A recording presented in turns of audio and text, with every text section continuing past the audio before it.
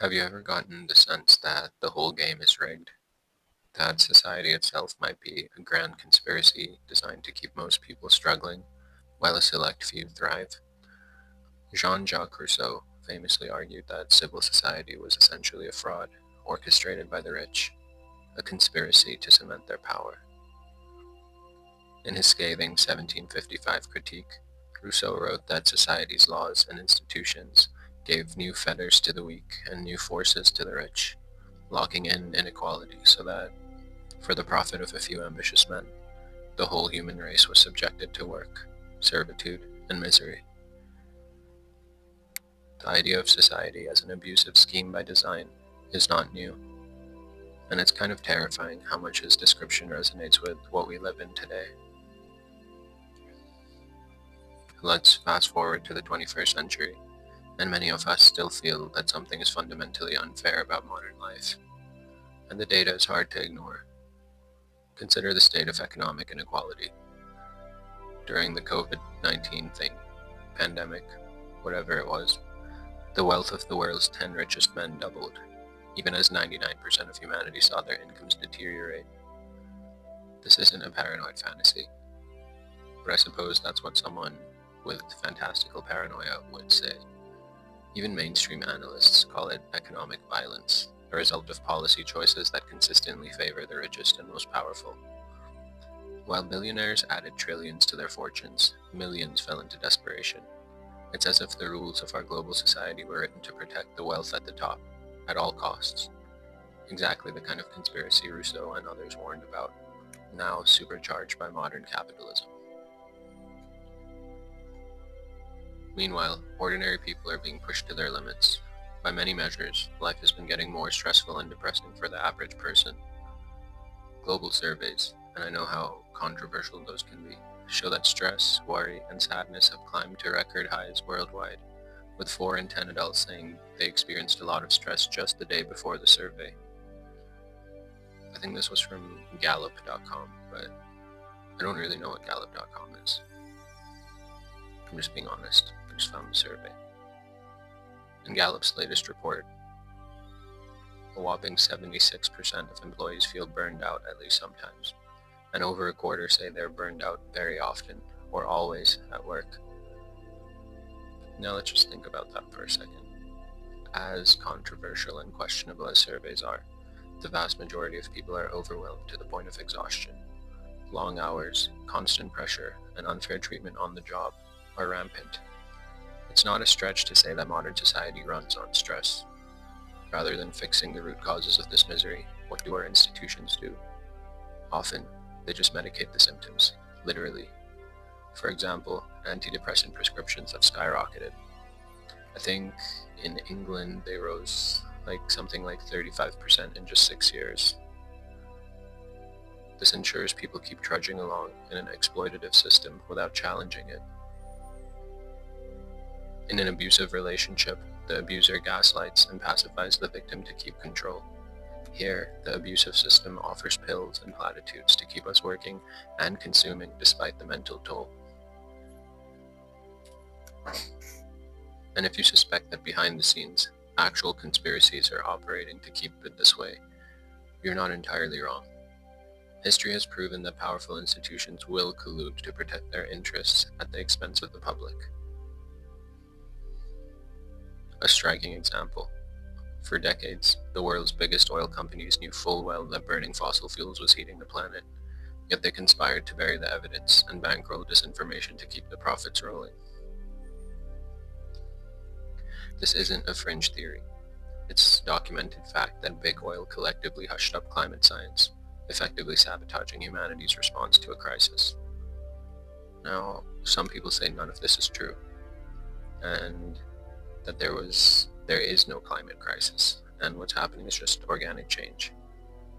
But the idea isn't to prove what side of science is right or wrong. It's mostly to present an example where you see that large corporations are working together to change what we know.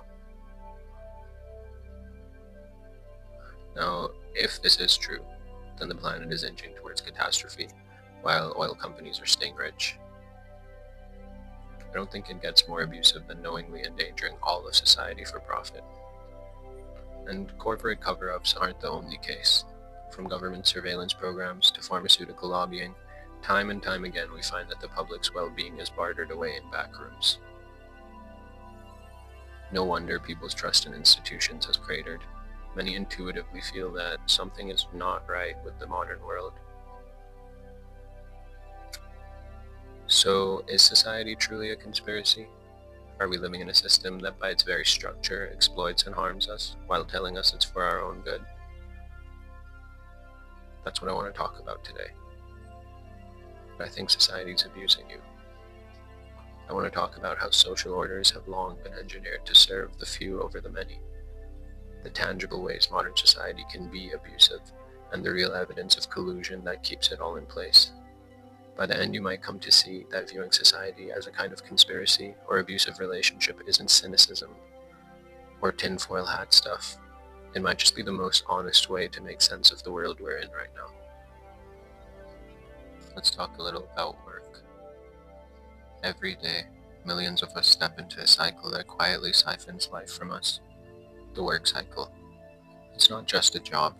It's a ritual of exhaustion, a ritual of programming. I would say let's start with the truth, but whenever the World Health Organization is involved, I don't really know if it's the exact truth. But according to them, 745,000 people die every year from overwork. Heart attacks, strokes, stress-related collapse. That's almost 750,000 souls a year, sacrificed on the altar of productivity. The American Psychological Association, another dubious group of people, says that 77% of workers felt stress at work, and 57% reported that it harmed their health. More than half of the workforce is actively suffering, yet we normalize it as the grind. And burnout isn't some vague TikTok buzzword. Gallup found that 76% of employees feel burned out at least sometimes, and 28% feel it very often or always. That's systemic collapse, disguised as business as usual. If this were happening in a single factory, you'd call it abuse. If it were happening in a family, you'd call it violence. But when it happens across an entire society, we call it the economy. The gaslight of hustle is where it gets insidious. The system just doesn't overwork us. It convinces us that we are the problem. You're stressed because you're weak. You burned out because you didn't hustle hard enough. You need better time management. This is classic gaslighting, the same psychological trick an abuser uses on their victim. The truth is, no amount of meditation apps or productivity hacks will fix a structure that is designed to break you. Notice the language we use. Hustle culture. Hustle comes from the same root as hustler, someone running a con. The con here is that exhaustion is virtue, collapse is noble, and overwork will make you free. It won't. And I think you already know that. In abusive relationships, victims often develop what psychologists call trauma bonds, cycles of cruelty interrupted by small bursts of kindness that make the victim cling even tighter. Workplaces do the same. Long hours, impossible deadlines, followed by a free pizza party. A crushing year of KPIs and metrics, followed by a holiday bonus. Chronic underpayment, soothed with vague promises of opportunity or chances to move up. These intermittent rewards are a leash. They train you to accept suffering as the price of occasional crumbs of validation.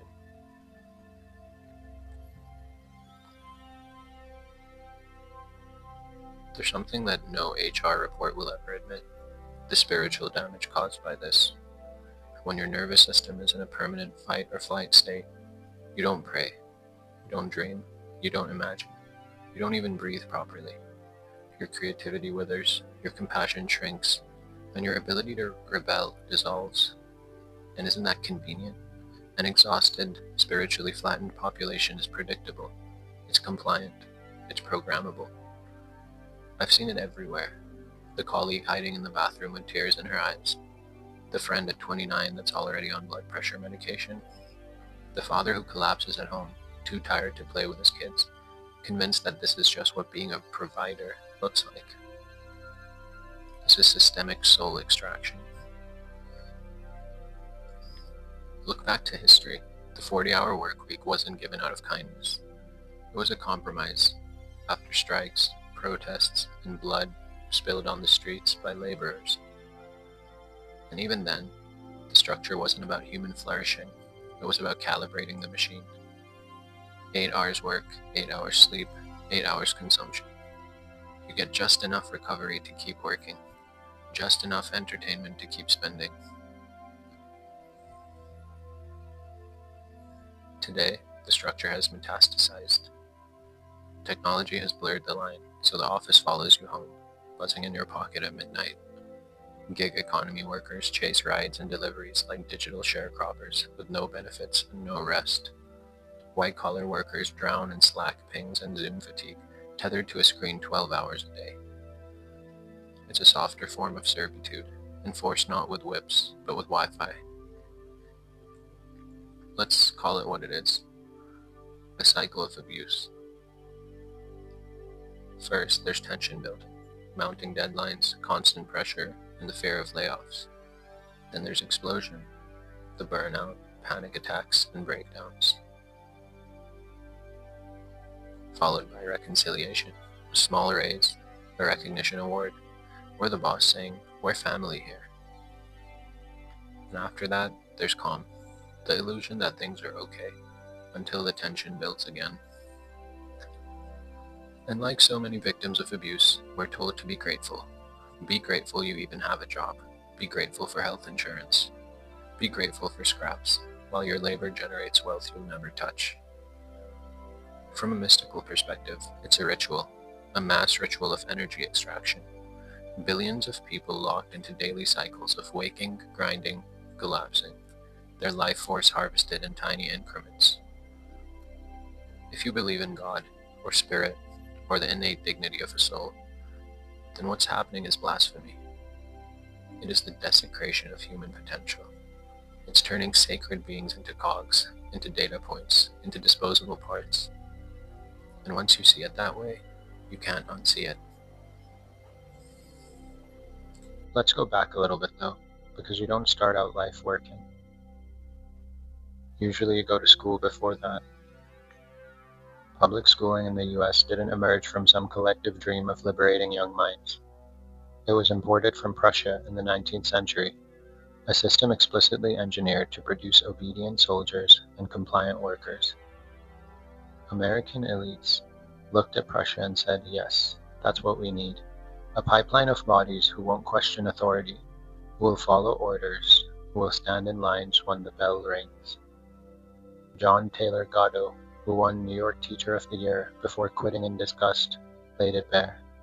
The purpose of schooling was not to enlighten, but to produce mediocre intellects, to ensure docile and incomplete citizens, all in order to render the populace manageable. Schools were never neutral. From the beginning, they were designed as factories of obedience.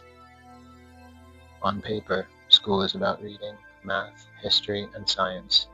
In reality, it teaches something deeper: how to submit. This is the hidden curriculum. Obedience to authority.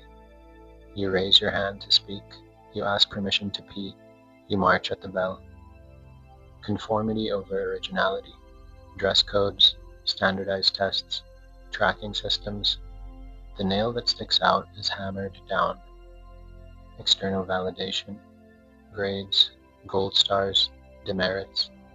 Children learn that their worth is determined by numbers and approval, not intrinsic curiosity. What's the result of this?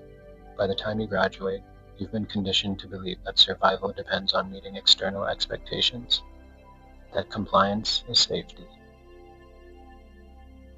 If we told the truth about what schooling feels like for kids, we'd call it traumatic. Think of it: 6 to 8 hours a day of confinement, bells dictating when you can move, public humiliation when you fail a test, get called out, or get labeled slow, endless ranking, comparison, and surveillance. It's grooming, grooming children to accept the same abuse they'll face in the workplace later. The statistics practically scream it. The CDC reports that 42% of high school students now experience persistent feelings of sadness or hopelessness, a 57% increase in just a decade. 61% feel significant pressure to succeed academically. Kids are breaking under the weight of a system that tells them they're never enough, never safe, and never allowed to rest. And yet, adults still frame it as preparing them for the real world. Exactly, the real world of burnout, submission, and stress. One of the cruelest aspects of school is the way it weaponizes failure. A wrong answer isn't just a mistake, it's a mark of shame. Bad grades stigmatize. From an early age, kids internalize that failure equals humiliation. This is trauma-based reinforcement at its best. Just as an abuser uses fear to keep someone compliant, school uses the terror of embarrassment and punishment to keep kids in line. And you wonder why adults are terrified to speak up in meetings, why they'd rather stay silent than risk looking stupid. That fear was installed at age 7, when a red X bled across their math test. Spiritually, the damage is immense. Children are born wild, with imagination. They talk to invisible friends. They dream with unfiltered wonder. And then we put them in classrooms that reward regurgitation and punish divergence.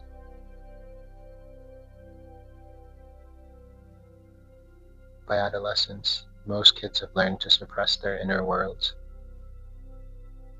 The poet Rumi said, "Don't get lost in your pain. Know that one day your pain will become your cure." But in school, kids aren't taught to process pain or failure. They're taught to avoid it at all costs, to conform, to obey, to survive. This is the tragedy, a generation of souls, flattened before they even get to adulthood. If work is the abusive partner, then school is the grooming ground. It installs trauma bonds early. Obey or be punished. Conform or be shamed. Achieve or be worthless. By the time children become adults, they don't even need a boss to enforce it. They've internalized the abuser's voice. That's why so many people push themselves to exhaustion without anyone asking them to. It's programming.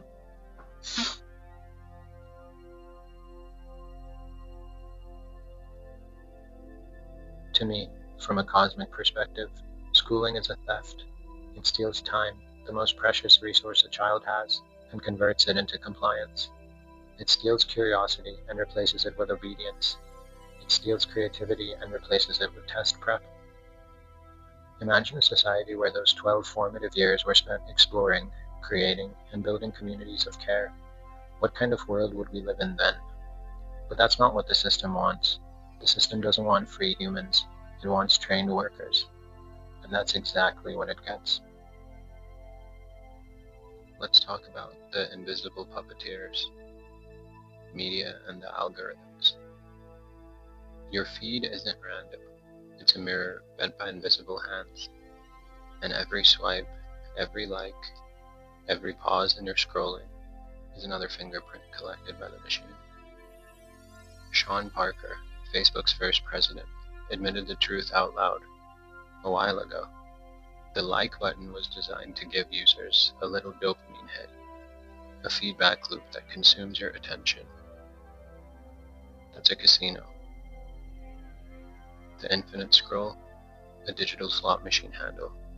Notifications, the ding of a jackpot, pulling you back in. Algorithmic feeds, the croupier, deciding what cards you see and what emotions you feel. The outcome is predictable: addiction. Social media platforms turn human beings into lab rats, pressing levers, desperate for pellets of validation. But it's not just about keeping you hooked. Algorithms discovered something darker. Anger and fear travel faster than calm. Facebook internally weighted angry reactions 5 times more than likes. For 3 years, this supercharged toxic content, misinformation, and rage bait. What was the result? Societies polarized, neighbors turned enemies, and the truth drowned out by whatever got the most clicks.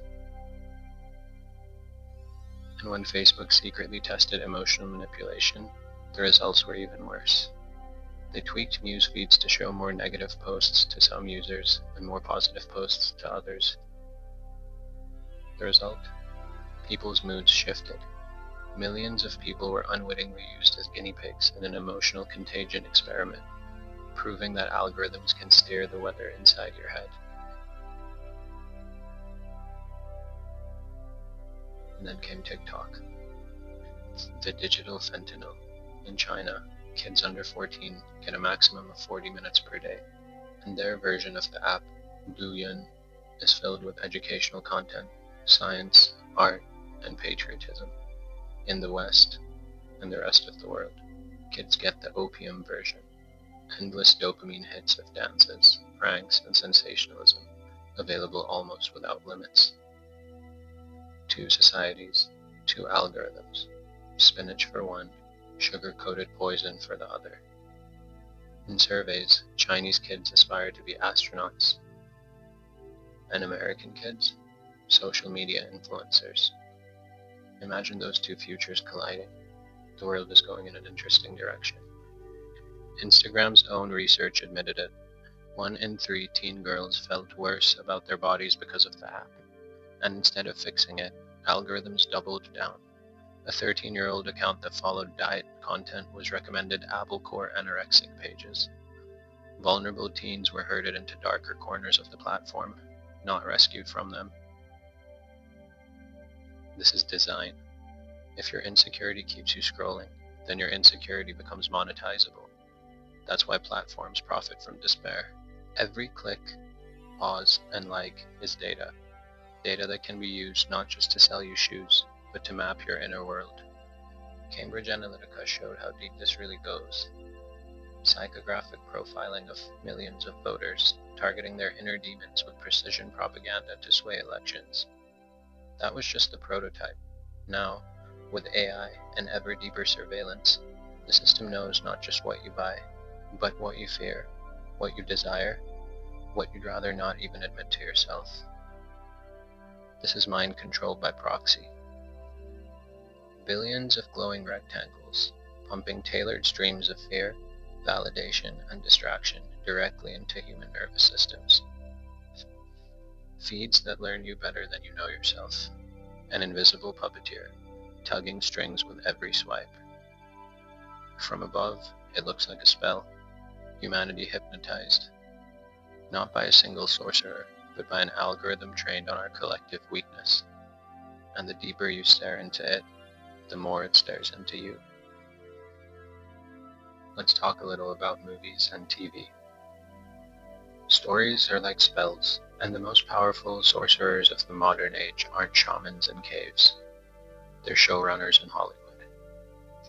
We tend to think of movies and TV as harmless escapism, but stories have always been the most powerful form of programming.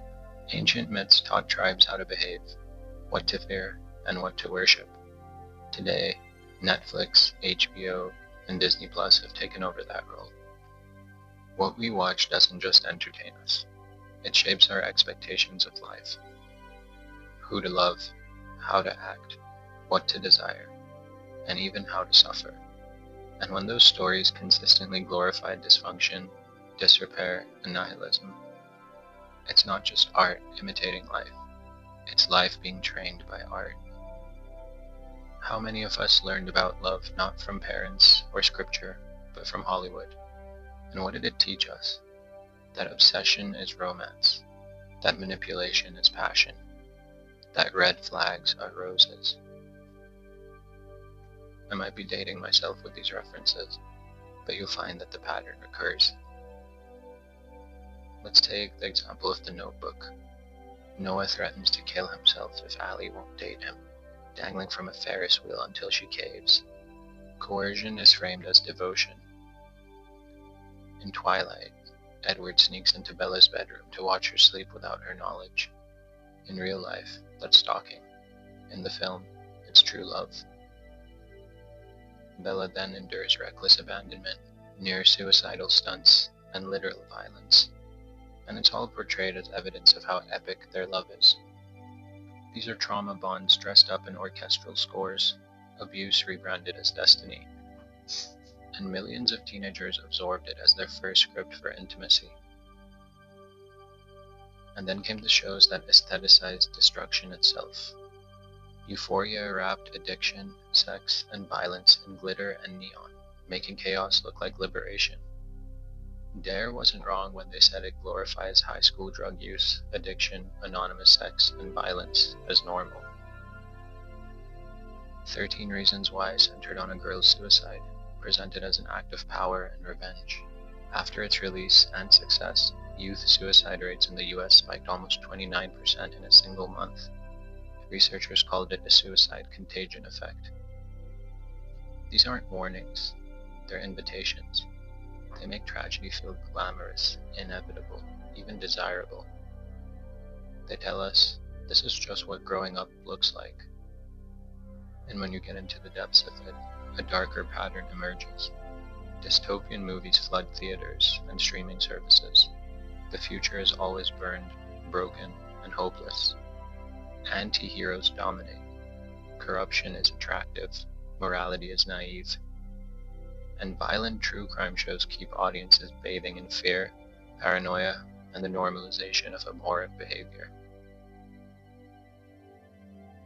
The unspoken lesson of all of this? Human life is cheap. Hope is for fools. Suffering is chic. Critics call this nihilism, but in psychological terms, it's learned helplessness. A generation fed endless stories where nothing gets better eventually stops believing things can get better. That's conditioning for passivity.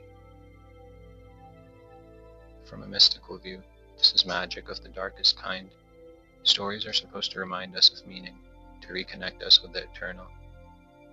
Instead, our cultural myths tell us, love is violence, freedom is chaos, and life is meaningless. Billions of hours of human attention, the most sacred currency we have, are poured into images that drain faith in love, in the higher power, in each other. It's a theft of hope dressed as entertainment. It's the same cycle again. Tension, a culture already insecure, lonely, and overworked, followed by explosion, where media glorifies toxic love, drug abuse, and despair. Reconciliation, the show wraps dysfunction in beauty and catharsis, making you feel good about feeling bad.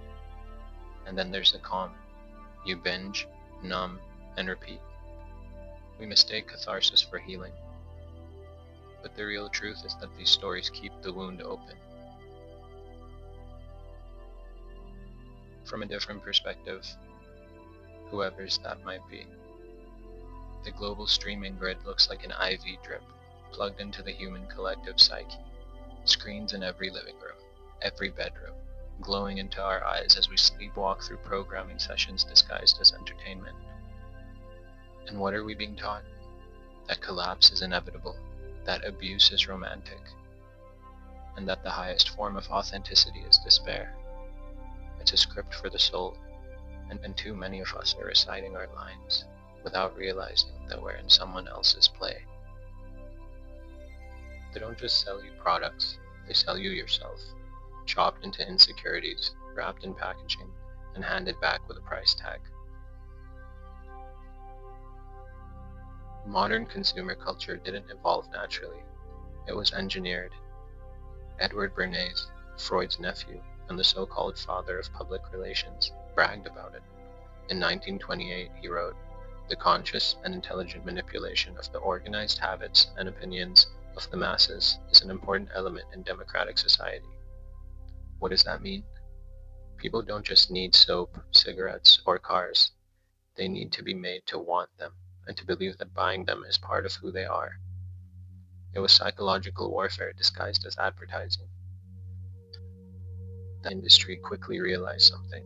A person who feels secure, fulfilled, and content doesn't spend much, but a person who feels ugly, inadequate, or left out, that person's a gold mine. So a simple strategy was adopted, creating artificial wounds. You are not beautiful enough, but this makeup can fix it. You're not man enough, but this truck will prove it. You're not successful enough, but this watch will announce it. Billions are spent every year not just selling products, but manufacturing self-doubt, and the psychological damage is measurable. Studies show exposure to idealized ads decreases self-esteem and increases depression, especially in youth. One ad researcher admitted the dirty secret: a person who feels happy and secure isn't a very good consumer. Advertising creates a wound, sells you a bandage, then ensures the bandage doesn't stick, because if you were ever truly healed, you'd stop buying. The cycle looks like this: induce pain to make you feel lacking, then offer hope and present the product as the cure. Of course, disappointment would have to be ensured so that the product never delivers the wholeness promised. And then you repeat, sell the next solution. This is an abusive relationship on a planetary scale. And of course, it's not just billboards anymore. It's data-driven, algorithmic precision. Every pause in your scrolling, every search, every weird thing you ask Alexa for, harvested and used to target your subconscious. Cambridge Analytica was just the tip of the iceberg. Today, companies know your fears, your cravings, your insecurities better than your closest friends. Ads don't just find you, they anticipate you, bending your sense of self in the direction of the next purchase. We become predictable, programmable, and marketable. The deepest layer, to me at least, is that you're not buying things. Things are buying you. Your identity itself becomes the commodity. You're an Apple person, you're a sneakerhead, you're a minimalist, you're a wellness mom. Entire personalities reduced to branded archetypes. And the more you consume, the more the machine refines your profile until you're less a person and more a bundle of market segments. You don't own your stuff owns you. Spiritually, consumerism is a distortion of sacred longing. The human heart is built to desire, not just objects, but transcendence, beauty, God. Advertising hijacks that yearning, reroutes it, and traps it in an endless loop of material hunger. We scroll past glowing images of perfect bodies, happy families, luxurious lives, and deep down we feel the hunger that was meant for higher things: belonging, meaning, and love. Instead of feeding that hunger with truth, consumerism feeds it with plastic. And the hunger never goes away, because it wasn't meant to be filled with products. And the abuse cycle continues: induce insecurity and create tension, followed by an explosion, which is flooding you with glamorous ads, then reconciliation, buy something, feel a fleeting high, and of course, calm. The emptiness returns, and you start the cycle all over again. It's the exact same trauma bond pattern, only this time, the abuser isn't a person or a job. It's an entire economic system. The world looks like a labyrinth of glowing signs and screens, each saying, "You are not enough, but you could be. Just buy this." And humanity shuffles along, wallets open, souls half asleep, mistaking consumption for fulfillment. I think it's the greatest trick society ever pulled, to convince people that the void in their chest was shaped like a product. We aren't just what we eat, we are what they engineer us to crave. Food used to be simple. People grew, hunted, or bartered for what they needed. Today, most of what fills the supermarket shelves isn't food in the traditional sense. It's industrial formulations designed by chemists, marketers, and behavioral scientists to hijack the human appetite. This shift began in the early 20th century with the rise of big food corporations. They realized that shelf-stable, mass-produced, low-cost products would generate massive profits, but only if people developed a taste for them. Thus begins processed food science, adding sugar to bread to hook children, injecting meats with phosphates for juiciness, and even creating the breakfast cereal category out of what was once animal feed. By the mid-20th century, a generation was raised on foods their great-grandparents wouldn't recognize. In the 1970s, researchers like Howard Moskowitz coined the term bliss point, the exact combination of sugar, salt, and fat that lights up your brain's reward centers like a pinball machine. I love pinball. It's neurohacking. Doritos are designed so no single flavor dominates, creating a phenomenon called sensory-specific satiety. You never get full because your brain never gets closure. Sugary drinks hit the bloodstream so fast they trigger a dopamine spike comparable to addictive drugs. Natural flavors aren't about nature, they're about consistency. They're custom-made chemicals to guarantee the same hit every time. And the result of this is that people don't just like these foods, they crave them, even as they feel worse eating them. This isn't some kind of minor inconvenience. It's a public health catastrophe. In the US, 73% of adults are now overweight or obese. Type 2 diabetes, once called adult onset, is now rampant in children. Autoimmune disorders, gut issues, and chronic inflammation skyrocket alongside ultra-processed food consumption. These conditions make people tired, depressed, and dependent on medications, which feeds the pharmaceutical industry, a closed loop of profit. The strange thing is that the foods most subsidized by government policy, corn, soy, wheat, are the raw materials for cheap processed calories, like high fructose corn syrup and refined carbs. Meanwhile, fresh produce receives a fraction of the support. The system literally pays companies to produce addictive junk and prices real food out of reach for many families. Poor communities become food deserts. Children grow up malnourished but overweight. This isn't an accident. When people are chronically inflamed, malnourished, or blood sugar crashing, they're not at their best. They're irritable, fatigued, and less able to focus or resist. Food isn't just fuel. It's a regulator of mood, cognition, and resilience. A population kept in a state of metabolic chaos is much easier to market to, easier to pacify, and easier to govern. The same principle as the Roman bread and circuses. Keep them fed, but keep them docile. And here it is again, the familiar pattern of the abuse cycle. The tension created by artificial scarcity of real food and the abundance of addictive food, followed by the explosion, people overeating and developing health issues. Then of course reconciliation, diet products, supplements, and weight loss programs that promise salvation. And then of course the calm, temporary results, relapse, repeat. The abuser creates the wound and then sells the cure. Humanity's food system looks like a giant feedback loop of addiction. Subsidies feed corporations, corporations feed people's cravings, cravings feed disease, and disease feeds big pharma. It's a business model so entrenched that it behaves like a conspiracy.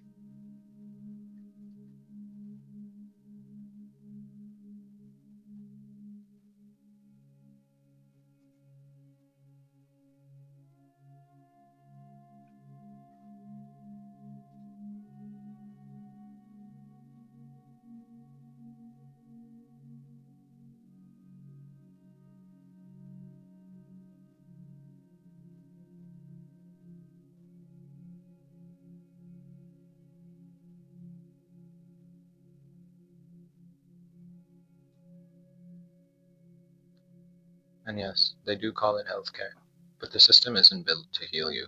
It's built to keep you just well enough to work, and just sick enough to medicate. Medicine should be one of humanity's highest callings, to relieve suffering, to cure disease, to honor the sacredness of the body. But in the modern world, healthcare has mutated into a trillion-dollar industry where sickness is profit and healing is bad for business. I think you already know this, but a cured patient doesn't generate revenue. A managed patient does. Every prescription refill, every follow-up appointment, every new side effect that requires another drug. The industry thrives not on wholeness, but on dependency. The pharmaceutical industry is the most profitable sector in the world, but it's not driven by innovation so much as life cycle management, keeping old drugs profitable, patenting slight modifications, and expanding disease definitions to widen markets.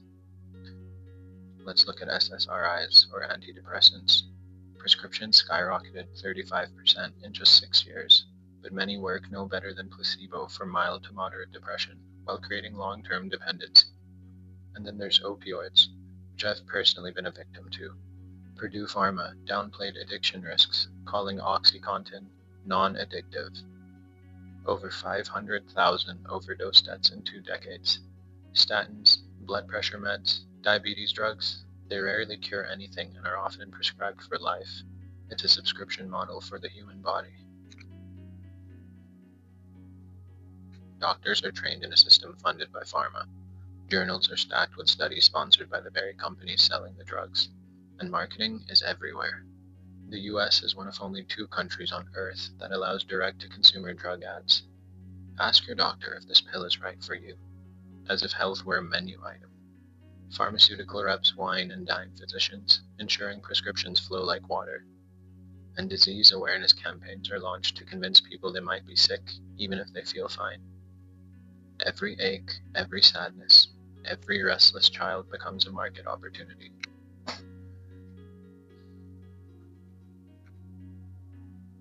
Here's the abusive brilliance.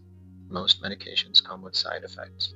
Those side effects often require more medications. An antidepressant causes weight gain, so you're prescribed a diet drug. A painkiller causes constipation, so you're prescribed laxatives. Blood pressure meds sap energy, so stimulants are suggested.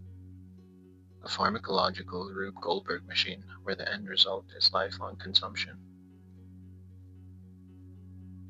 The US spends $4.5 trillion annually on healthcare, more than any other nation, yet ranks poorly on life expectancy, maternal health, and chronic disease. Pharma companies spend twice as much on marketing as they do on research. The goal isn't discovery, it's persuasion. The top 10 drug companies make more profit than the rest of the Fortune 500 combined. If healthcare were truly about health, those numbers wouldn't exist. Medicine is meant to be alchemy, the sacred art of turning illness into balance. Instead, it's been inverted into sorcery of control. Pills and injections become talismans, not of healing, but of dependency. Patients begin to see themselves not as whole beings, but as collections of diagnoses. I'm hypertensive, I'm depressed. Identity fuses with illness, and pharma becomes priest and provider. It's a theft again, a theft of agency, a theft of the body's innate capacity to heal. And again, the abuse pattern emerges. Poor diet, stress, and toxins create illness, which is tension. Then there's an explosion and symptoms appear. Fear sets in, followed by reconciliation. Pharma provides relief, but not cure. Gratitude grows. And then there's calm, until side effects or new conditions restart the cycle. The abuser both harms and soothes, ensuring loyalty through dependency. The modern healthcare system looks strange. Patients wandering corridors lined with glowing advertisements, each door leading to another drug, another prescription, another bill. The exit, true healing, is hidden behind the walls of profit. It's not a conspiracy theory.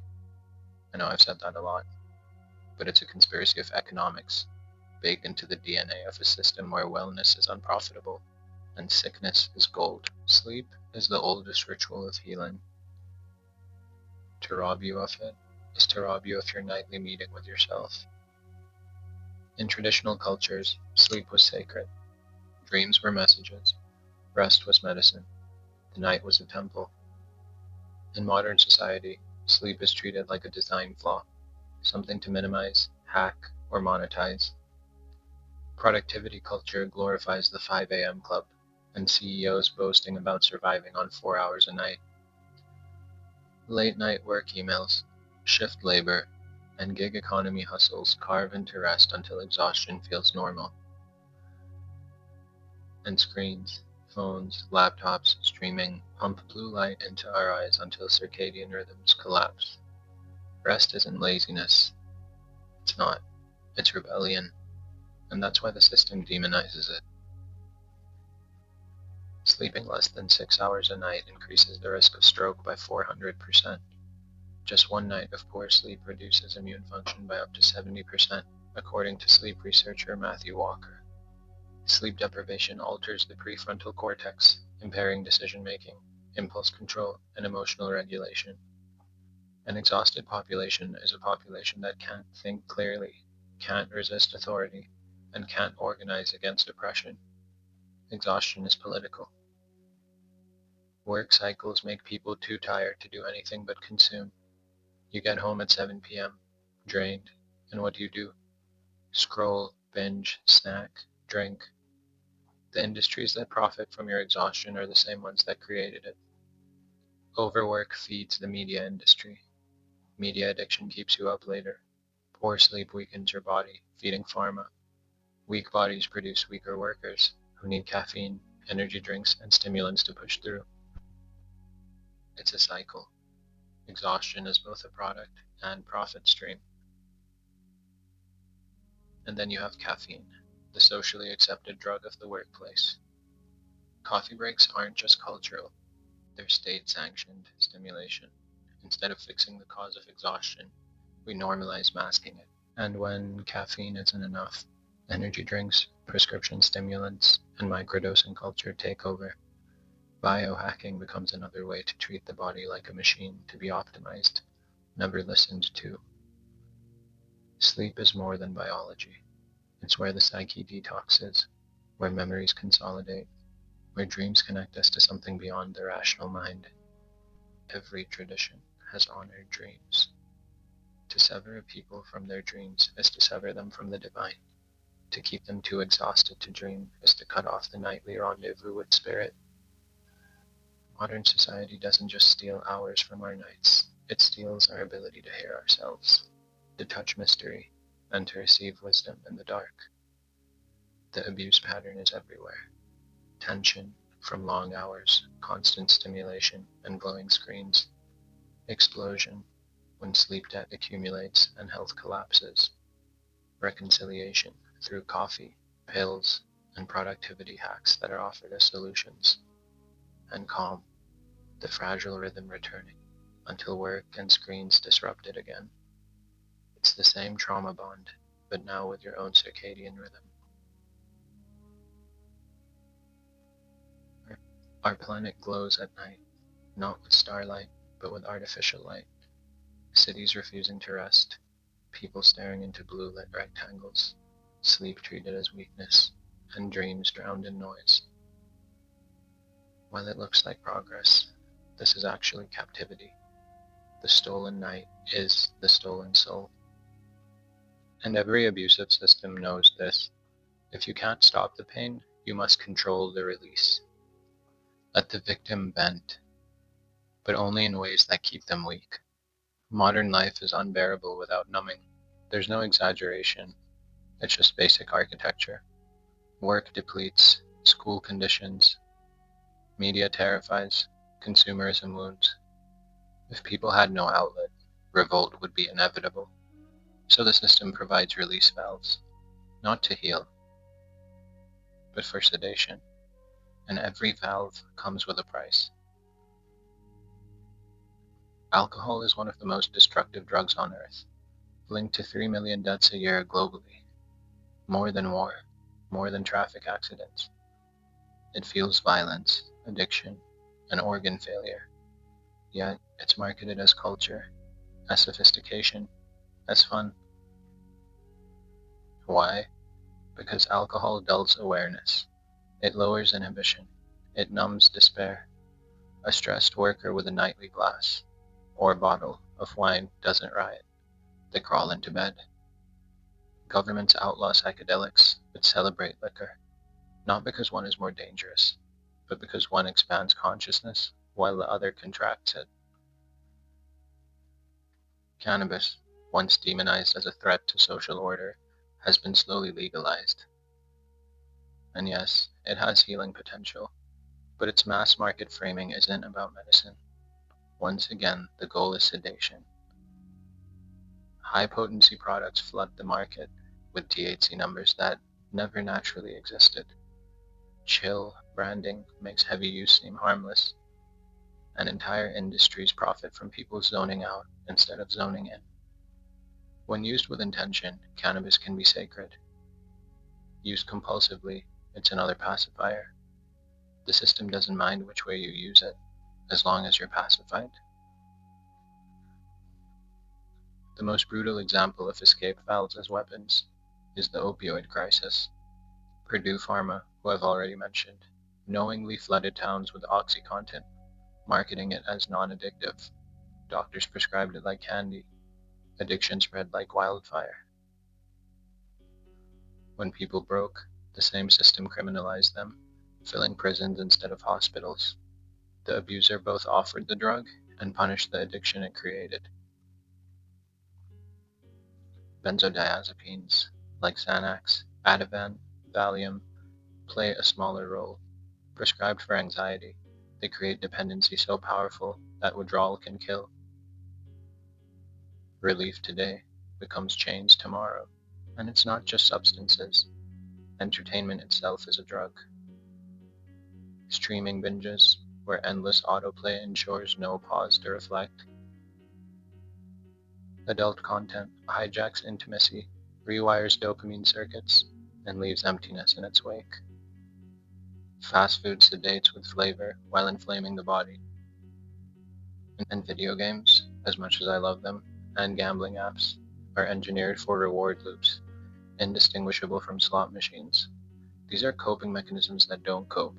They drain vitality and return you to the system even weaker.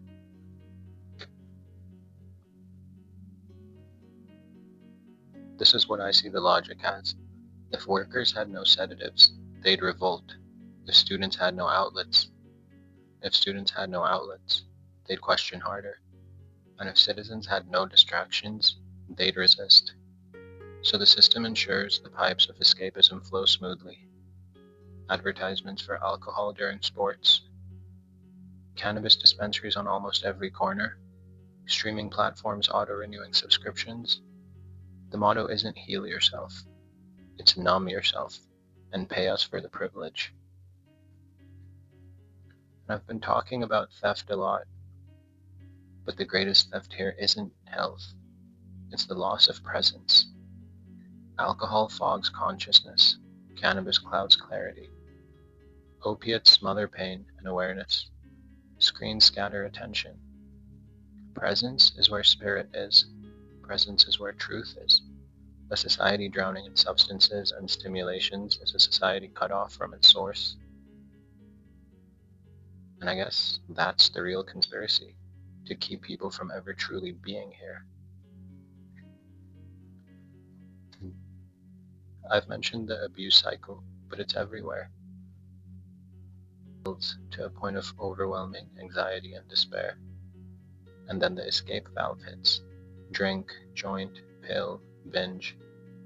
And then there's temporary relief until the next tension.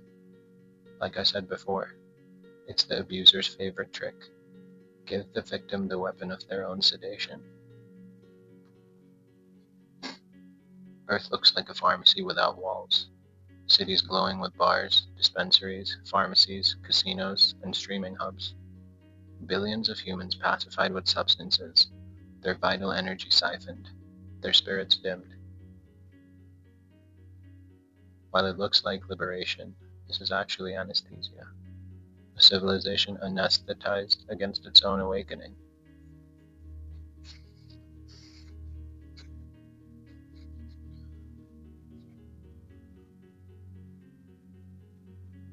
And while you might be watching this on a smartphone, what you're holding in your hand is actually a leash.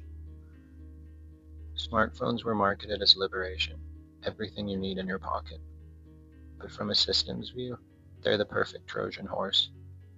Sensors everywhere, from GPS, accelerometers, gyroscopes, cameras, microphones, to biometric readers. They're always on, tracking your location, usage, and contacts, even when they're off. And they're always connected, a two-way link between you and dozens of corporations, governments, and data brokers. No government in history could build a network of informants this good. In the old world, surveillance was labor-intensive. Today, it's automatic, voluntary, and monetizable. Shoshana Zuboff calls it behavioral surplus. Everything you do on a phone, even the things you don't post, is collected, analyzed, and sold. Don't look at this as just marketing data.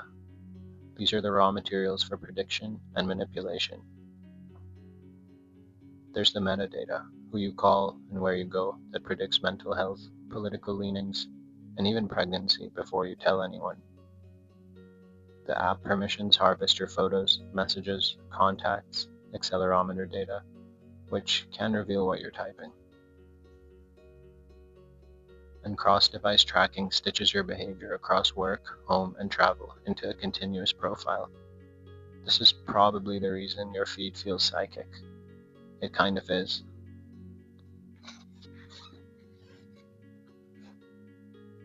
The industry's dirty secret is that prediction isn't the end goal. Modification is.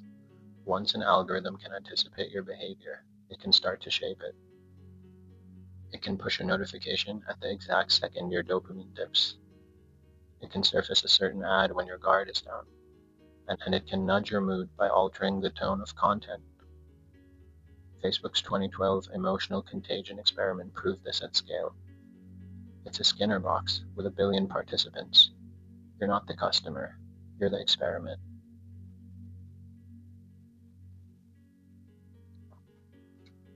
Bentham's Panopticon was a prison where inmates never knew if they were being watched, so they acted as if they always were.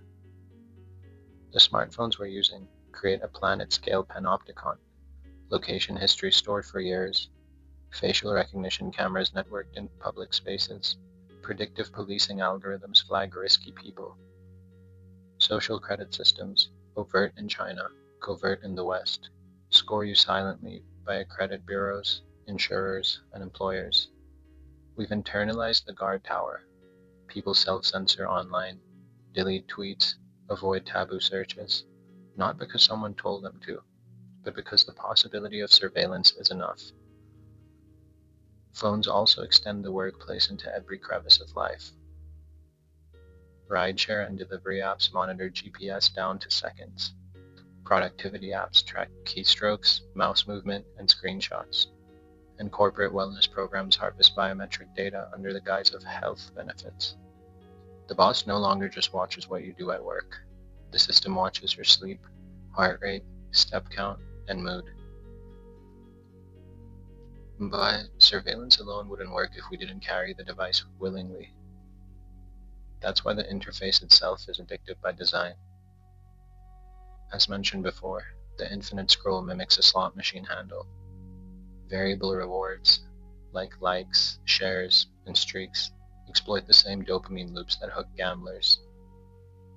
Red notification badges mimic alarm cues, impossible to ignore.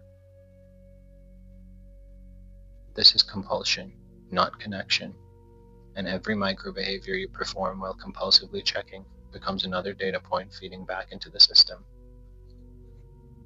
We used to think privacy was about keeping secrets. Now, privacy is about keeping your selfhood from being mapped and monetized. Your phone knows who you sleep with, when you're depressed, what neighborhoods you avoid, and what your next move might be before you know it. Identity becomes predictive code, and predictive code can be nudged.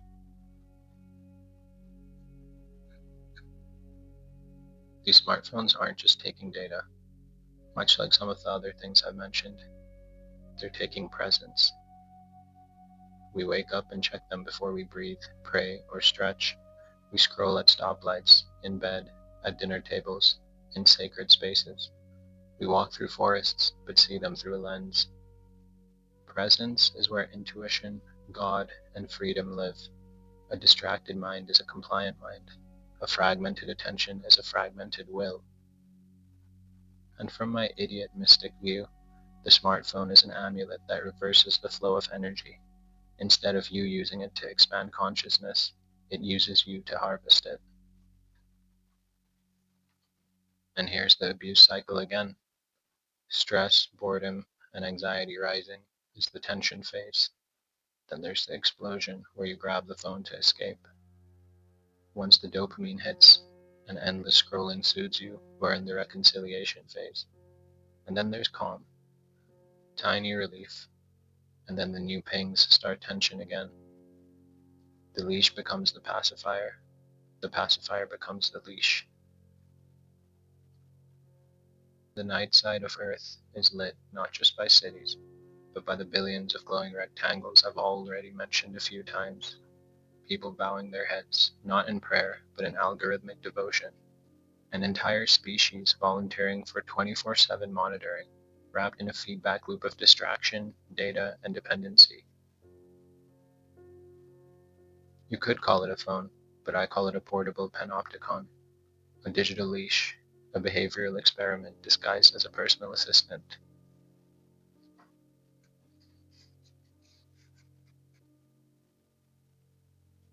And when every breath, every step, and every glance is logged, freedom doesn't disappear in an explosion. It dissolves, unnoticed, line by line in the code. Every click, every movement, every late night search, once scattered across apps and corporations, is now converging. Governments, tech companies, and data brokers are merging their streams into a single ocean of information. Telecoms share metadata with intelligence agencies. Social media profiles feed into marketing databases and credit scoring. Wearables track biometrics, syncing with insurance companies and employers. Public cameras cross-match with facial recognition, pulling from DMV or passport databases. The silos are gone. What remains is a living dossier of you, updated in real time. And these algorithms don't just track the past, they predict the future. Police departments use predictive policing software to flag high-risk individuals or neighborhoods. This often means the poor, minorities, or politically active. Credit agencies run AI to estimate your likelihood of default before you even apply. Employers use psychometric screening to filter candidates based on algorithmic guesses about cultural fit. It's not science fiction anymore. It's already happening. And to me, the most terrifying part is that once the algorithm labels you, good luck escaping. Appealing a machine's judgment is nearly impossible. In the past, governments controlled through paperwork, IDs, and forms. Now AI automates control at planetary scale. China's social credit system scores citizens on obedience, affecting travel, loans, and the jobs they can get. In the West, it's fragmented, but just as invasive. Credit reports, blacklists, visa databases, and predictive hiring software.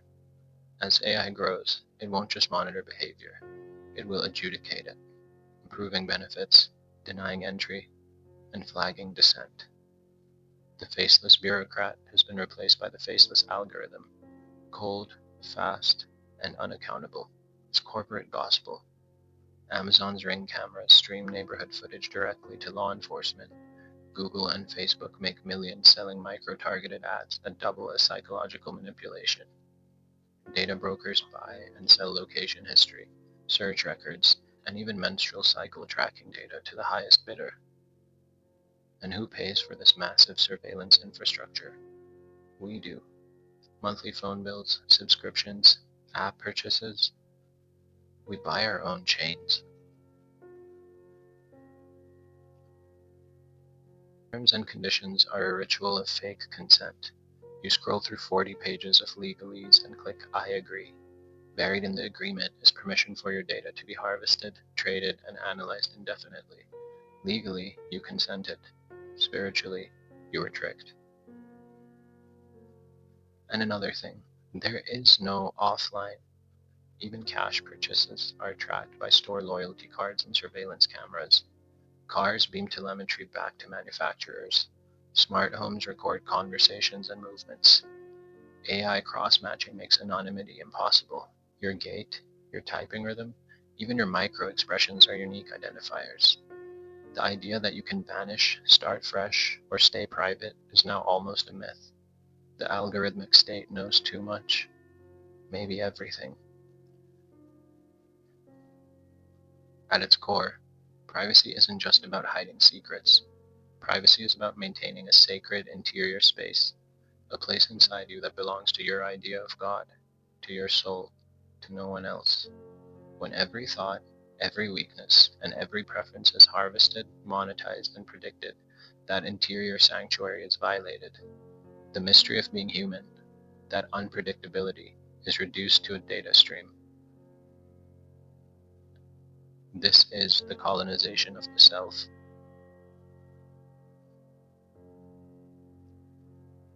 And the abuse cycle follows a familiar rhythm, one that we've been talking about for a while now. Tension, explosion, reconciliation, and calm. The fear of crime, pandemics, and terrorism. Surveillance powers expanded for safety. Authorities promising protection, and corporations promising convenience. People adapt until the next fear justifies deeper intrusion.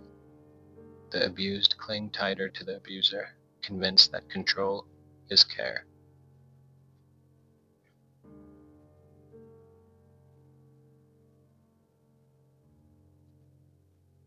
The earth hums with data flows, satellites beaming down signals, towers pulsing, billions of devices syncing. Humanity has created a digital nervous system around the planet, but instead of serving us, it's our cage. We are not free citizens in the algorithmic state. We are monitored subjects, nudged along paths chosen by predictive models. The spell of freedom is maintained only because the leash is invisible, wrapped in convenience, and disguised as choice. And I don't really know where to start when it comes to AI. Artificial intelligence isn't just about chatbots or image generators. It's becoming the operating system for civilization itself. Our governments are automating surveillance, military targeting, and risk scoring of citizens. Corporations are optimizing logistics, consumer nudges, hiring and firings through algorithmic judgment. In healthcare, AI diagnostics are tethering people even more tightly to digital medicine. And algorithms in finance are making trades in milliseconds, deciding loans, and setting insurance premiums. Decision making that was once human, flawed but accountable, is being handed over to machines whose logic is invisible and whose creators shrug off responsibility. Silicon Valley prophets speak openly of transhumanism, the merging of human biology with digital technology. It's framed as progress, brain-computer interfaces like Neuralink to expand potential, genetic engineering to eliminate flaws, wearables and implants to track health, and neural implants to cure depression.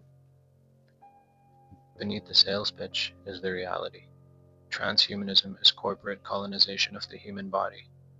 If your thoughts can be read, nudged, or stimulated by an external device, who owns your mind? If your genes are patented, who owns your body? We've heard of the Internet of Things. What's coming is the Internet of Bodies. Smartwatches tracking heart rate and sleep, smart pills that signal when medication is taken, implants that unlock doors or store cryptocurrency keys, and biometric passports linked to global databases. Every bodily function becomes a data stream. Once inside the system, opting out won't be an option. Your identity, your finances, even your medical access will require compliance. I'd ask you to notice how dystopian futures are framed in media, not as warnings, but as entertainment. Shows like Black Mirror or Westworld don't galvanize resistance. They anesthetize. People binge, meme, and move on. Movies, TV, and games glamorize cyberpunk despair, neon cities, brain implants, corporate overlords. The aesthetic itself becomes cool and marketable. The dystopia stops being something to fight and becomes something to cosplay. The real trick is convincing people that this future is inevitable.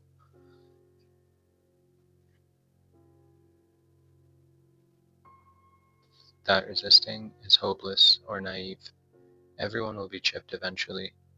Privacy is dead. Get over it. Kids growing up today don't care about data. By repeating inevitability as prophecy, corporations and governments turn submission into self-fulfilling fate. The abuse becomes destiny. And this isn't just about tech. It's about rewriting what it means to be human. The soul, once seen as an irreducible mystery, is reframed as code. Consciousness, once sacred, becomes an emergent property of computation. Free will dissolves into algorithms. Human uniqueness is replaced by machine mimicry. From my perspective, this is not progress, but desecration. To treat the soul as software is to commit metaphysical theft, to deny its divine origin. And the rhythm continues. Fear of illness, poverty, and climate collapse. Then new crises to justify invasive technologies. Then tech is offered as salvation. Implants, digital IDs. People adapt and stay calm until the next fear restarts the cycle. Each cycle tightens the bars of the cage until resistance feels unthinkable. The Earth was always a system, but it's slowly turning into a machine. Satellites encircle it, algorithms pulse through its networks, implants glow under skin. Humanity is told this is transcendence, but it looks more like assimilation. The digital future isn't about giving humans godlike powers. It's about making humans into manageable code, programmable matter in a planetary operating system owned by a few.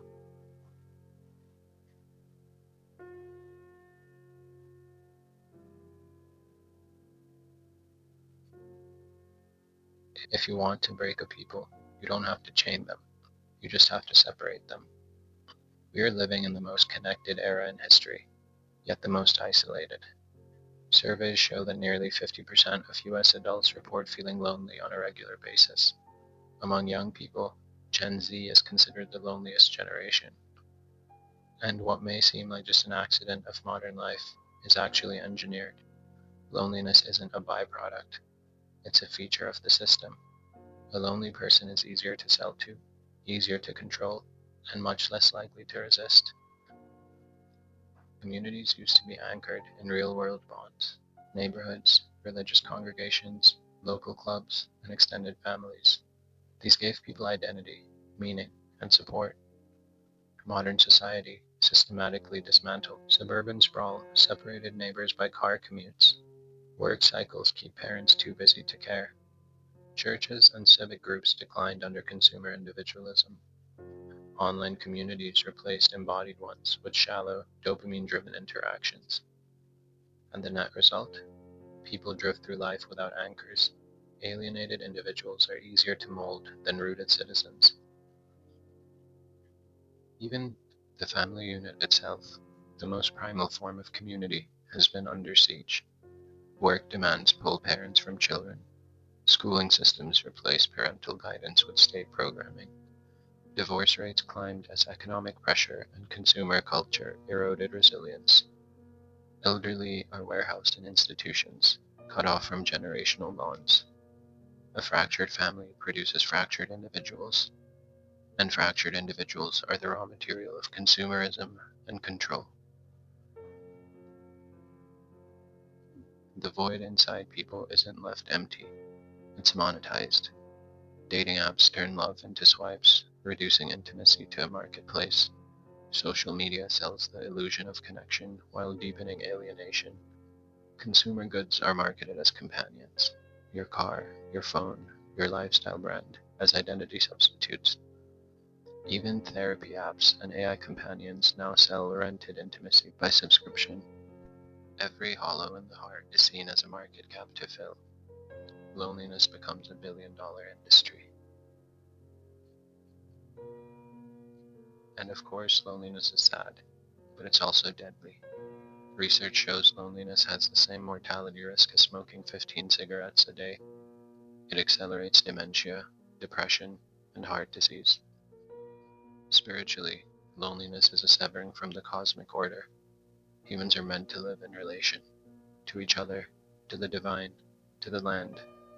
A society of atomized individuals is a society spiritually amputated, wandering in circles, unable to remember its wholeness. And the abuse cycle repeats here. Work, school, and media fragment bonds. Isolation leads to despair, breakdowns, and illness. The system offers substitutes, apps, pills, consumable solutions, and people accept the band-aids until the cycle repeats. The abuser isolates and then profits from the isolation. Humanity looks like glowing nodes connected digitally but cut off physically. A planetary web of lonely individuals clutching devices in rooms filled with silence. Community reduced to bandwidth. Family reduced to text threads. The loneliness epidemic is not a glitch. To me, it's the silent cornerstone of the modern abusive order. A people without roots are easier to uproot again. For most of human history, the family was the center of life. Not just parents and kids, but grandparents, cousins, and extended kin, all under one roof or nearby. Families shared labor, wisdom, and ritual. Knowledge was passed down through generations like sacred fire. To control a population, you don't just regulate laws, you fracture the family. Break the chain of continuity, and each generation becomes easier to mold. From where I sit, the first blow was industrialization. Factories demanded long hours away from home. Fathers, and later mothers, disappeared into the work cycle, returning only to collapse and exhaustion. Children were raised by strangers, schools, babysitters, and now screens. The rhythm was deliberate. Parents at work, children at school, grandparents isolated. The home stopped being a place of teaching and became a place of recovery from labor. The family unit shifted from culture making to consumption together, silence together, and exhaustion together. Compulsory schooling wasn't just about literacy, it was about socialization into the system. The classroom, as I mentioned earlier, became a training ground for obedience, time discipline, and hierarchy. Bells replaced natural rhythms. Authority figures replaced elders. Children spend more waking hours with teachers, administrators, and peers than with their parents. By the time parents see them, energy is spent, and the patience is gone. Intimacy is reduced to homework checks and bedtime rituals. What looks like education is actually parental displacement. In this cycle, generational bonds dissolve. Grandparents, once teachers of story, faith, and craft, are warehoused in nursing homes. Parents, absent at work, are reduced to paycheck providers. Children, raised by institutions, are socialized more by peers, algorithms, and corporations than by family. Each generation grows up more isolated from the last, with fewer traditions, fewer shared rituals, and fewer anchors. The family becomes a loose collection of individuals sharing a house, not a sacred lineage sharing a life. And of course, the void is monetized. Family dinners replaced by takeout and fast food, grandparental wisdom replaced by self-help books and YouTube tutorials, and parental affection substituted by consumer goods, toys, tablets, and vacations. Even bonding becomes transactional. Quality time becomes something you schedule and purchase, not something that's a part of daily life. The family is humanity's original temple. It's where children learn trust, love, and meaning. It's where ancestors speak through stories. When family is fractured, the soul loses its first sanctuary. The atomized family produces atomized individuals, each alone, floating, vulnerable to the currents of media, corporations, and government. Without the roots of family, people are easier to uproot and redirect. The same abusive pattern emerges. Work and school separate families. Stress erupts as conflict, estrangement, or breakdown. Consumer culture sells substitutes. vacations, gadgets, and apps, and a fragile peace holds until the cycle starts again. The system breaks the bond, then profits from the longing for reconnection.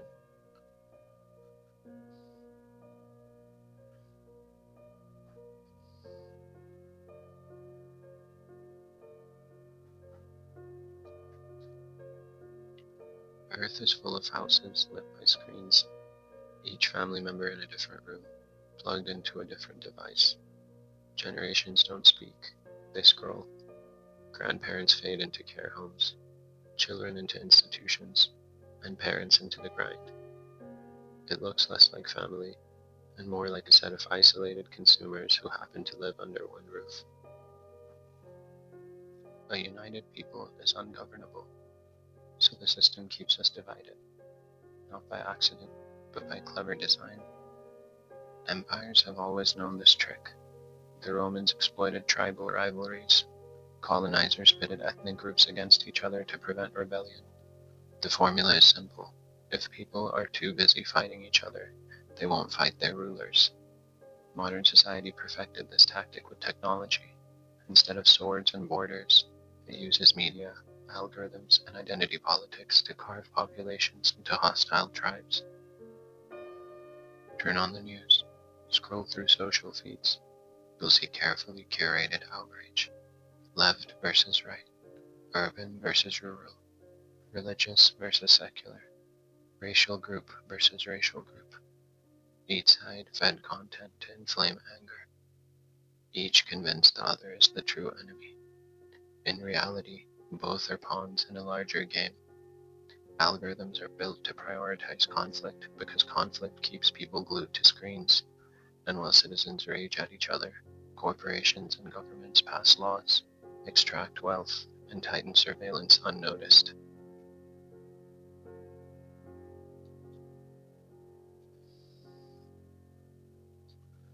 The machine doesn't just divide groups, it corrodes trust everywhere.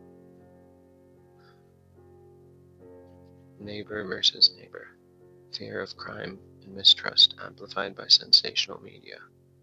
Parent versus teacher. Schools framed as battlegrounds of ideology. Citizen versus state. Law enforcement militarized, treating communities as enemies. Friend versus friend. Social media echo chambers tearing relationships apart. Trust is the foundation of solidarity. Without it, no movement, no resistance, and in my opinion, no healing is possible. When workers distrust each other, unions collapse. When communities fracture, grassroots organizing dies. When families fight, the next generation inherits suspicion instead of strength. The system doesn't need to outlaw resistance. It just needs to make sure that no one trusts anyone enough to try it. And like everything else, division is monetized. Outrage media sells ads. Politicians raise money on fear. Social media giants profit from engagement, which spikes during conflict. Corporations fund culture wars to keep attention off economic exploitation. This looks like a side effect, but it's actually the business model. Division blinds us to our shared essence. Every tradition says the same. We are one body, one spirit, and one creation, however you interpret that.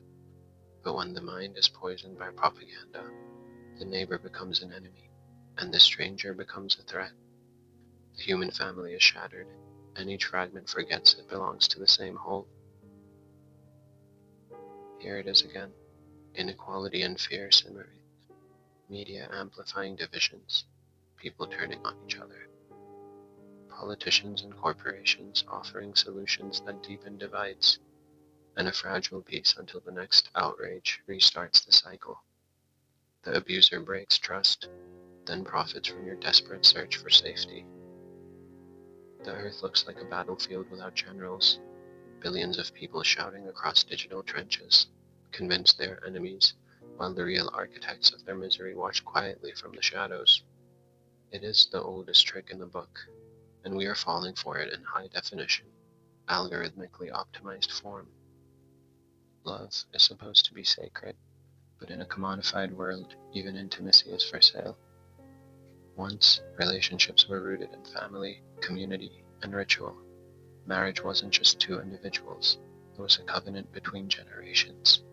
Courtship carried gravity, responsibility, and reverence.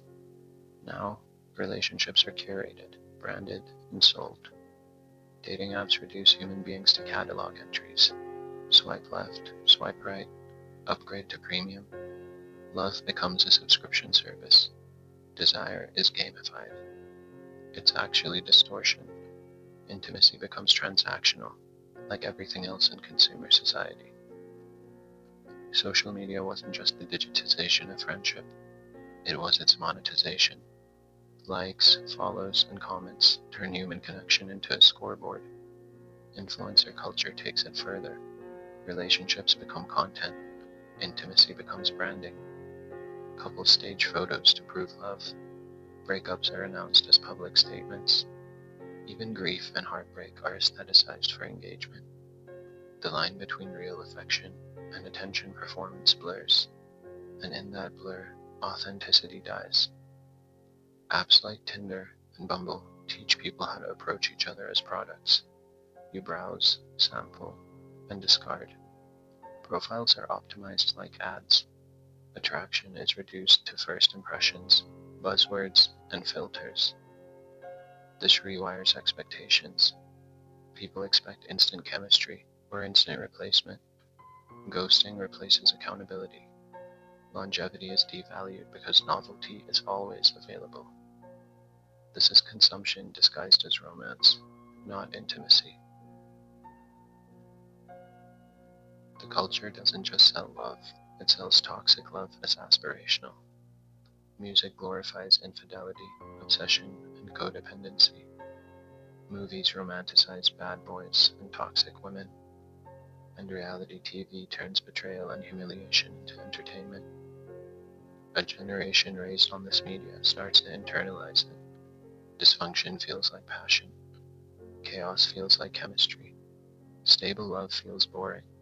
And so the cycle of commodified heartbreak feeds itself endlessly. Every breakup, every toxic spiral, and every lonely night is monetized. Dating apps for the next round, therapy apps to soothe the aftermath, alcohol and fast food marketed as coping mechanisms, self-help books and manifestation coaches selling quick fixes. Even heartbreak is a business model. The wound is never allowed to heal, because healing is not profitable. Love is the deepest mirror of the divine, the recognition of soul in another soul. To commodify it is to desecrate it. To reduce it to swipes, likes, and metrics is to replace the sacred with the shallow. This is spiritual theft. A humanity disconnected from authentic intimacy is a humanity cut off from one of its highest forms of transcendence. And the abuse cycle repeats. Loneliness, desire, alienation, followed by toxic encounters, heartbreak, and ghosting. Then apps, products, and industries promise connection, followed by temporary comfort until the next cycle begins. The abuser creates the hunger, sells the illusion of love, and then profits from the heartbreak.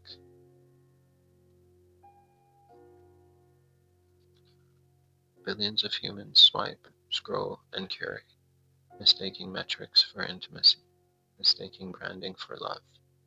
What was once sacred covenant now resembles a marketplace stall, with buyers and sellers trading affection like goods. Love has not died, but it has been captured, packaged, and resold. I think the most effective cage is the one that convinces you escape is pointless. Yes, the planet is under stress. Glaciers retreat, fires multiply, oceans choke on plastic. These are facts, but the storyline wrapped around them is just important as the data. Instead of empowering humanity with responsibility and solutions, the dominant narrative trains people to view themselves as guilty, helpless, and doomed. The problem isn't just ecological collapse, it's psychological collapse engineered in parallel. Eco-anxiety. Fear of ecological doom is skyrocketing. A 2021 global survey across 10 countries found that 59% of young people are very or extremely worried about climate change. 45% say their anxiety affects daily functioning.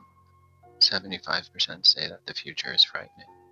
Psychologically, this mirrors learned helplessness, the classic experiment where animals, shocked repeatedly with no escape, stop trying to flee even when the door of the cage is opened. Climate despair functions the same way. People are shocked with endless news of catastrophe until they accept paralysis as their rational response. Hopelessness serves power. People convinced the future is already lost won't organize revolutions or demand systemic change. Citizens paralyzed by eco-anxiety accept top-down authoritarian solutions as necessary sacrifices. Governments frame surveillance, austerity, and social restrictions as ecological virtue. Collapse becomes a convenient justification for control. Instead of empowering local resilience, despair channels people into obedience. Media coverage amplifies despair while ignoring nuance. Headlines scream apocalypse, but rarely mention corporate accountability. Disasters are sensationalized, but grassroots solutions are buried in the back pages. Apocalyptic films and TV normalize survivalism. Mad Max, The Road, Don't Look Up. I don't know why I picked those three, but I did. The audience is trained to fetishize collapse, binge watching doom as entertainment, then returning to consumer habits that feed the very same machine. Meanwhile, the same corporations poisoning the earth reinvent themselves as saviors. Oil companies market themselves as leaders in renewable energy. Fast fashion brands launch eco lines while producing mountains of waste. And tech companies pitch digital IDs and smart surveillance grids as green efficiency.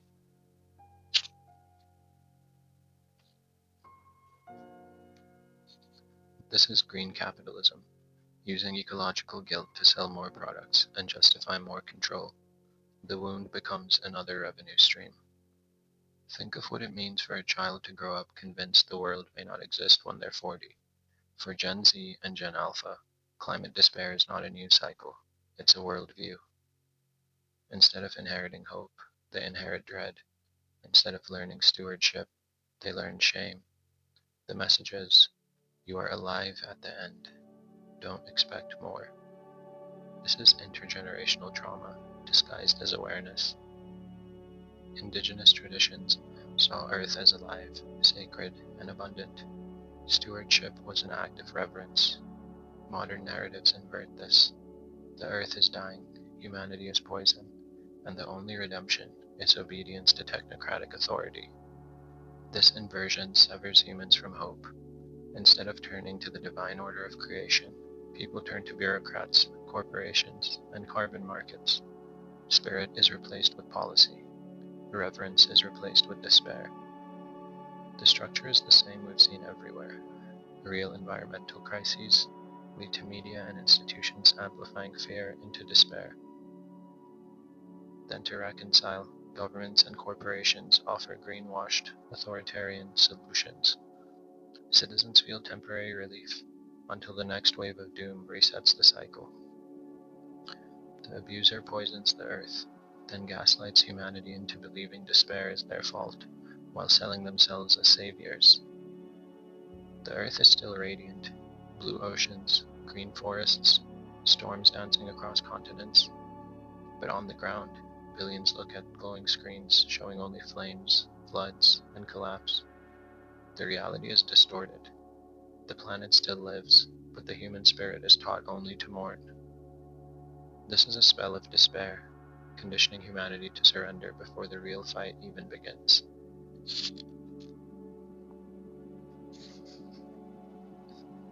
And if the world feels unbearable, the system will gladly sell you a new one, pixel by pixel, headset by headset. After enough exposure to climate doom, political chaos, and fractured families, people crave an exit. The system is ready with one. Virtual escape. And I'm not anti-VR. It definitely has its merits and positive uses, but what I'm talking about is something different. Gaming worlds where you can be anyone but yourself. Social VR platforms where avatars replace human touch. Metaverse workspaces pitched as productivity, but really extensions of digital cages. It's the same logic as drugs or alcohol. Numb the pain, but far more immersive and far more profitable. The metaverse isn't being built as a playground. It's being built as a control grid. Every gesture, glance, and word becomes trackable data. Virtual property and currency are tethered to real-world economics, ensuring dependence. Interactions are mediated by corporations that own the servers, the code, and the rules. In a VR society, you don't just rent entertainment, you rent existence itself. VR doesn't just trick the eyes, it hijacks the brain's proprioception, convincing you that the digital world is real enough. Dopamine loops are intensified. Quests and achievements mimic the neurochemistry of real accomplishment. Avatars and likes simulate intimacy. Microtransactions and loot boxes mimic gambling addiction. The nervous system is satisfied, while the soul starves. Reality itself becomes negotiable. The sales pitch is always progress. Virtual classrooms will democratize education. Virtual offices will free us from commutes. And virtual concerts will connect the world. But when you look closer, it's all about containment. Education monitored, work tracked, socializing commodified. What looks like freedom is simply captivity in a brighter cage. And of course, every layer of despair can be monetized through VR. Climate doom, escape to a pristine virtual beach. Economic collapse, buy virtual land in the metaverse. Loneliness, rent intimacy through AI companions. Boredom, pay for skins, upgrades, and endless microtransactions. The worse the real world feels, the more profitable the digital one becomes.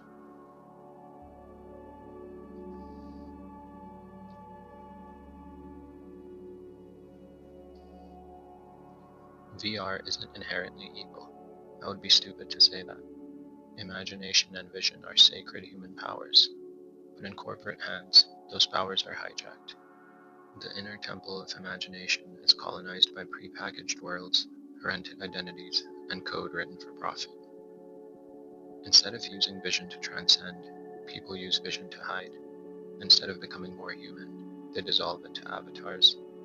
The human spirit, infinite and unpredictable, is reduced to a pixelated commodity. Once again, the rhythm of the abuse cycle reveals itself. Tension, from real life becoming unbearable through stress, despair, and loneliness. Explosion, causing people to reach for escape.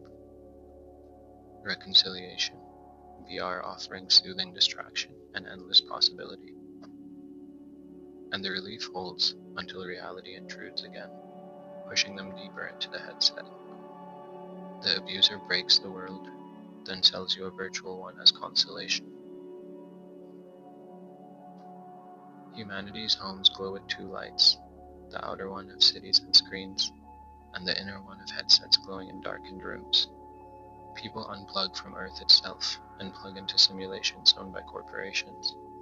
It looks less like progress and more like sedation at planetary scale.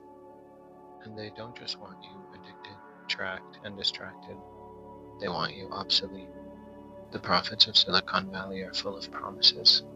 Neural implants to boost intelligence, genetic editing to eliminate flaws, brain-computer interfaces to merge with AI, digital immortality through uploading consciousness. It sounds like transcendence, but when we look deeper, this isn't liberation at all. It's assimilation. Every one of these enhancements requires submitting your body, mind, or DNA to corporate custody. Transhumanist ideology begins with a simple premise. Humanity is broken. Too slow, too weak, too irrational. The solution? Merge with machines. This is marketing. If people believe they're fundamentally inadequate, they'll gladly surrender sovereignty for upgrades. You're no longer a child of God, a spark of mystery. You're an outdated operating system awaiting patches. We're already in the early stages. Wearables track heart rate, sleep, and stress. Smart pills report ingestion back to insurers. Microchip implants unlock doors and store payment data. And biometric passports tie your body to global databases. As I discussed earlier in the video, this is the Internet of Bodies. Each cell, each organ, each behavior mapped, monitored, and monetized. Once connected, I don't think opting out will be just inconvenient. It will be impossible. Tech billionaires dream of uploading consciousness, building digital twins that live forever. But think about it. Whose servers store your soul? Who owns the code that simulates your mind? And who decides the terms of your so-called afterlife? Immortality, in this framing, isn't eternal life. It's eternal subscription. Even death becomes a business model.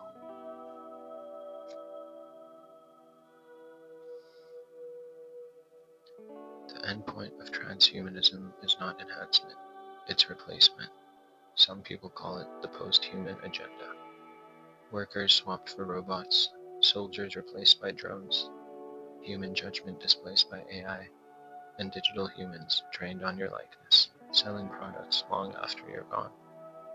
The future they're building isn't for humans, it's for data. Flesh and blood beings are an obstacle, not an endpoint. Every spiritual tradition I can think of insists humanity is already divine. Flawed, yes, but luminous.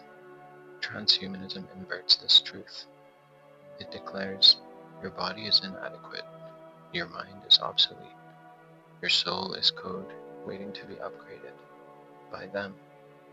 I think this is the ultimate desecration, rewriting the human as software, reducing mystery to algorithm, selling transcendence as firmware updates. And again, the abuse cycle unfolds. Fear of aging, illness, and irrelevance. Tech profits declaring humanity obsolete. Implants, upgrades, and digital twins being offered as salvation. And people feeling improved for a short while, until the next upgrade demands surrender again.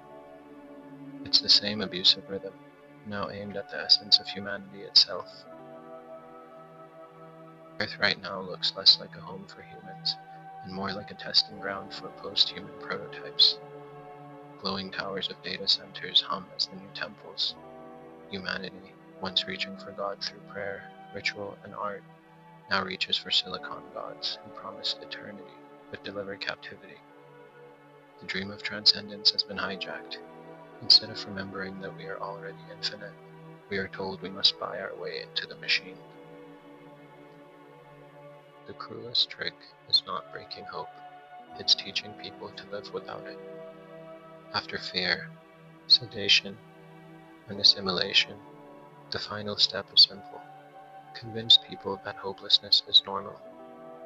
Endless political deadlock is framed as just how democracy works. Rising costs of living are reframed as the new economy. Social decay is sold back as gritty realism in movies, music, and fashion. Even advertising adopts irony. Brands mock the very despair they profit from. The message is consistent. Stop expecting better. This is all there is. Surveys show younger generations are more pessimistic than any before. Gen Z expects to be poorer than their parents. Many doubt they'll own homes, retire, or see political stability. Polls show declining faith in democracy, capitalism, and even the idea of progress itself. This is engineered resignation. If the young stop believing in a future, they stop demanding one. Hopelessness saturates culture in ways both overt and subtle. Music romanticizes nihilism, addiction, and detachment. TV cycles endlessly through dystopia.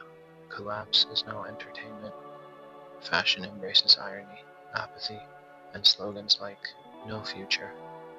Memes distill despair into comedy, training people to laugh at their own cages. When every cultural signal says, "Don't expect more," People stop resisting the system that starves them. Hopelessness is not just an idea, it's a neurological state. Chronic stress and despair flatten dopamine pathways. The brain stops anticipating rewards. People stop initiating change. It's the same psychology as prisoners who give up escape attempts. Learned helplessness becomes not just a mental state, but a biological condition. A population trapped in that state is docile by design. And of course, even despair is monetized, as mentioned before. Fast food and alcohol marketed as comfort for bleak lives. Streaming binges framed as the perfect escape from meaningless days. Mental health industries profit from managing symptoms without addressing causes. And consumer brands adopt cynicism to sell. Life sucks. Buy our product. Hopelessness is not just tolerated, it's curated, branded, and sold.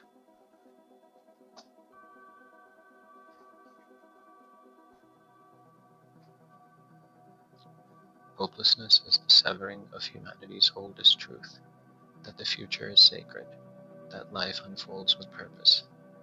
Every tradition teaches hope as radical defiance, hope in resurrection, in renewal, in return. When a culture normalizes hopelessness, it severs the umbilical cord between humanity and the divine. Without hope, prayer feels empty. Without hope, community feels pointless. And without hope, rebellion feels impossible. And the rhythm is painfully familiar. Real crises mount and create tension. Fear and despair saturate culture. Hopelessness is then reframed as realism, even style. And then there's a calm. And then there's calm. People adapt until the next crisis renews the cycle. The abuser doesn't just take away hope, they teach you to live without it. Earth is still alive with possibility. Billions of humans with ingenuity, creativity, and love inside them. But from the ground, screens chant the same message. Collapse is inevitable, the future is gone, and surrender is wisdom. This is not destiny, not at all. It's programming. Humanity has been taught to lower its gaze, to forget the stars, and to stop reaching upward. The normalization of hopelessness is the final lock on the cage. Every abusive system survives by convincing you there is no way out. The spell is the cage, and seeing the cage is the beginning of freedom. Hence, the first step in leaving any abusive relationship is naming it. What we've traced across food, pharma, sleep, tech, family, and future building isn't random dysfunction. It's patterned abuse. Isolation. Families fractured, communities dissolved, loneliness normalized. Gaslighting. Doom sold as destiny, despair framed as realism, and collapse as cool. Control. Work cycles, surveillance, debt, algorithms dictating desire. Reconciliation. The system hurts you, and sells you healing in pills, apps, or products. Repetition. The cycle spins again, so tightly that it feels natural. Naming this pattern breaks its invisibility, and once seen, it cannot be unseen. The system thrives by stripping the sacred from daily life. To break the spell, we reclaim what was always holy. Food as communion, not commodity. Cooking, blessing, sharing. Sleep as ritual, not weakness. Rest as a rebellion. Dreams as messages. Stories as myth, not content. Tales that uplift, not numb. Technology as tool, not leash. Used with intention, not worship. Love and family as covenant, not marketplace. Bonds that heal, not perform. Each act of reclamation is small, but small acts accumulate into revolutions. The abuser cannot capture what you refuse to surrender. Presence is unmonetizable. Presence is unprogrammable. When you sit in silence, the algorithm loses. When you taste a meal fully, big food loses. When you love without swiping, the market loses. When you look your child in the eye instead of your screen, the spell cracks. Presence is not passive. It is the most subversive act in a distracted empire. The system atomizes us because unity is dangerous, but solidarity, neighbors, families, and communities rediscovering each other is the antidote.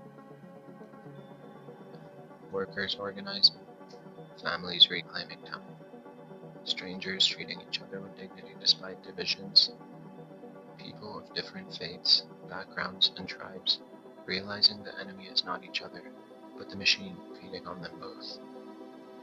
Care is subversive, love is revolutionary, solidarity is the one thing the abuser cannot monetize. Hopelessness is the final lock.